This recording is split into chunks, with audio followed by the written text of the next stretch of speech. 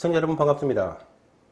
우리 공화당의 그 조원진이하고 홍문종이가 이 내분에 휩싸였다는 그런 기사들을 여러분 다 들으셨을 겁니다. 제가 그 과거에 그 손해를 보면서도 불구하고 이 우리 공화당에 대해서는 한 대여섯 번 정도를 계속 비판을 했던 것 같습니다. 그것은 우리 이 자유우파에 대해서 이 우리 공화당이 도움이 되지 않기 때문에 그랬던 것입니다. 자, 여러분. 그런데 만약에 여러분이 박근혜 대통령이라면은 어떻게 하시겠습니까? 우리 공화당을 지지를 하시겠습니까? 박근혜 대통령이 원하는 것은 빨리 정권이 교체가 돼가지고 본인이 석방이 되고 사면 복권되는 것을 원할 것입니다. 그런데 우리 공화당이 정권 창출을 할 수 있는 것입니까? 우리 공화당은 결코 이 정권 창출을 할 수가 없습니다. 그러면서도 자꾸 이 보수들 사이에 분열을 가져오는 것이죠. 그렇기 때문에 여러분이 만약에 박근혜 대통령의 입장이라면 이런 우리 공화당에 대해서 지지를 하겠느냐는 것입니다. 이러한 논리적인 근거를 본다면은 결코 이 박근혜 대통령은 우리 공화당을 지지하지 않을 것이라는 것을 알 수가 있는 것입니다. 그렇기 때문에 제가 자꾸 이렇게 우리 공화당에 대해서는 비판을 해왔던 것입니다. 이 우리 공화당의 조원진이 같은 경우에는 계속 이 박근혜 파리를 하면서 보수를 분열시키고 그 결과로 이 한국당의 지지율을 깎아먹는 1등 공신의 노릇을 해왔던 것입니다. 그러면서 이 문재인이한테 간접적으로 도우미 역할을 해왔던 것이죠. 그렇기 때문에 제가 계속 이 우리 공화당에 대해서는 비판을 해왔던 것입니다. 제가 이렇게 그 우리 공화당을 비판해왔던 이 이유가 그 전말이 드디어 이렇게 서서히 드러나는 것입니다. 박근혜 대통령은 결코 이 우리 공화당을 지지하지 않을 것이라고 생각합니다. 또 그런 얘기들이 이 홍문종이하고 이 조원진이 사이에서 충돌로 서서히 그런 얘기들이 흘러나오고 있는 것 같습니다. 그리고 우리 이 자유 대한민국을 위해서도 결코 이 그동안에 우리 공화당이 취해왔던 이 스탠스가 바람직하지 않다고 저는 보고 있는 것입니다. 자, 두 번째 주제입니다. 우리 그 모든 신문과 이 TV, 이 언론들이 미국이 한미 방위비 분담금을 갖다가 50억 달러, 즉 6조를 내라고 했다는 이런 기사들을 작년에 연일 쏟아냈습니다. 자, 여기에 대해서는 제가 그것은 이 반미 선동을 위한 가짜뉴스라고 제가 계속 그 줄기차게 방송을 해왔었습니다. 자, 그런데 한미 방위비 분담금 6차 협상이 끝난 직후에 폼페이오하고 미 에스퍼 국방장관이 월스트리트 저널지에다가 공동으로 한국은 동맹이지 부양 대상이 아니다라는 이런 기고문을 공동으로 올렸습니다. 이 우리 신문들 같은 경우에는 이 방위비에 대한 논조들이 제목에서 보시는 것처럼 미국이 방위비에 대해서 굉장히 압박을 하고 있는 것처럼 이런 식으로 기사를 써냅니다. 그런데 이 기사를 좀 잘 읽어보시면은 두 장관은 지난해 한국 정부가 국방 예산을 8.2% 인상을 하고 2024년까지 매년 7.1% 늘리기로 한 것과 함께 한국이 아프가니스탄, 이라크의 군을 파병한 사실을 언급하면서 미국은 이러한 기회에 감사한다고 했습니다. 여기서 두 장관이라는 것은 폼페이오하고 에스퍼를 말하는 것이고, 그런데 여기서 국방 예산을 8.2%로 인상을 했다고 했는데 요 밑에 그래프를 보시면은 우리 한미 방위비 분담금 같은 경우에는 2018년도에 9,602억이었던 것이 2019년도에는 1조 389억으로 늘면서 딱 8.2%가 늘었습니다. 그렇다면은 저 8.2% 국방 예산이 늘었다는 것은 한미 방위비 분담금이 8.2%로 늘었다는 것을 알 수가 있는 것입니다. 그러면은 저 7.1% 같은 경우에는 미국이 요구하는 한미 방위비 분담금 인상 금액이 금년 한미 방위비 분담금 인상 금액이 7.1%라는 것입니다. 그런데 도대체 어디에서 이 500%, 이 6조라는 금액이 나왔다는 것입니까? 이러한 것들이 바로 이 언론들이 반미감정 선동을 위한 그런 것들이라는 것입니다. 자, 이렇게 이 언론들이 반미감정 선동을 하는 이유가 어디에 있는지는 제가 후반부에서 다시 말씀드리겠습니다만은 이것은 연합뉴스 그 TV 화면 장면을 제가 사진으로 찍어서 캡처한 부분입니다. 호프먼 미 국방부 대변인 같은 경우에도 우리 동맹이 분담금을 약간 더 올리기를 기대한다고 말을 했습니다. 미 국방부 대변인이 분담금을 약간 더 올리기를 기대한다고 이렇게 얘기를 하는데 그 약간이 500%겠습니까? 미국이 500% 인상을 요구하고 있는데 미 국방부 대변인이 분담금을 약간 더 인상해달라고 이런 말을 했겠습니까?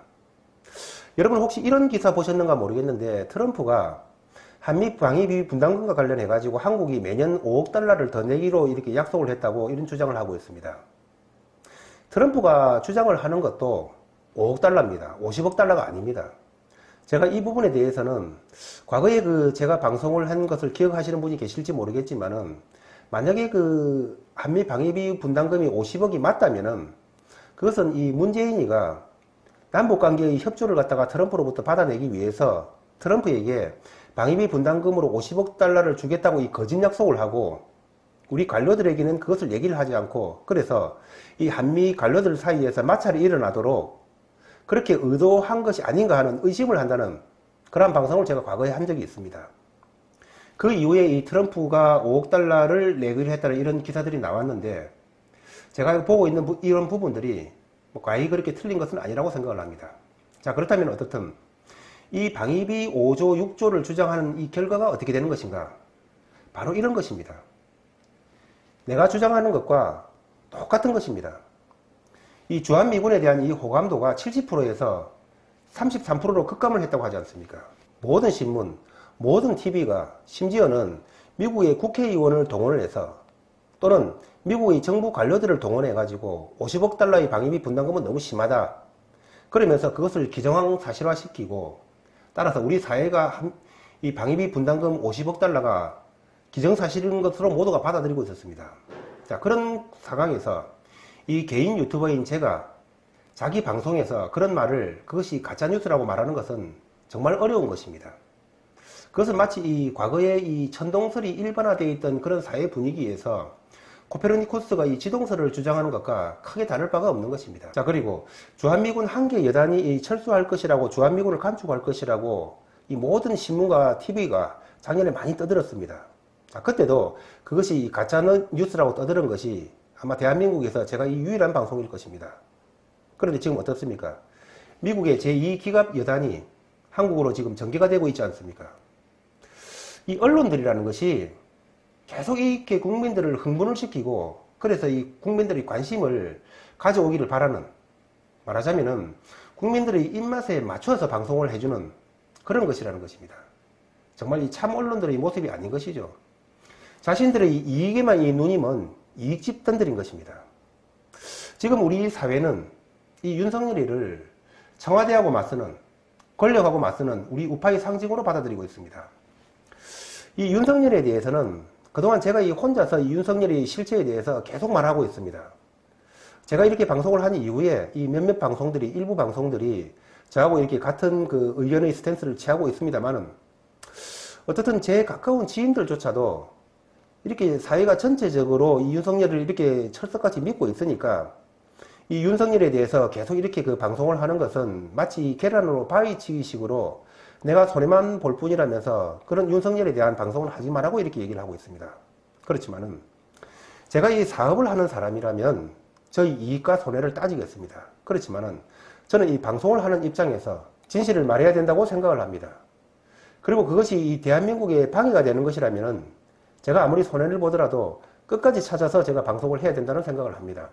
시청자 여러분, 이 사람의 사상이라는 것은 특별한 이유 없이 그렇게 몇 달 만에 그렇게 쉽게 변하는 것이 아닙니다. 윤석열이를 너무 쉽게 이 우파라고 생각하지 마십시오. 그리고 이 일부 검찰들이 이렇게 반발하는 것을 갖다가 마치 그것을 윤석열이가 이 반발하는 것이라고 또한 착각할 필요도 없다는 말씀을 드립니다. 저는 어제 조국이가 이 유죄수 사건으로 이 불구속 기소가 될 때에 그것을 갖다가 이 조국이가 막 기소됐다면서 그 불구속이란 말은 쏙 빼버리고 막 이 언론들이 떠드는 것을 이렇게 봤습니다. 이 방송용어로는 적절하지 못하지만은 그것을 보면서 참 이 한심한 놈들이라는 생각을 했습니다. 다음 주제입니다. 이 문재인이가 지금 이 개별 관광을 추진을 하고 있습니다. 강력하게 추진하고 있죠. 자, 여기에 대해서 이 해리스가 그것은 한미 간의 이 워킹 그룹에서 논의할 사항이라고 이렇게 얘기를 하니까 청와대가 그것은 우리가 결정할 사항이라고 얘기를 했고 통일부는 그것은 우리 주권이라고 이렇게 얘기를 했습니다. 그러면서 여권의 중진 의원인 송영길이 같은 경우에는 해리스 대사를 보고 마치 이 남조선의 이 총통을 연상한다고 이렇게 얘기를 했습니다. 정부가 나서가지고 이렇게 과연 동맹한테 할 수 있는 것인지 의심스럽지만은 정말 이것은 제가 우려하고 있던 대로 제가 예상하고 있던 대로 그대로 흘러가고 있는 것 같습니다.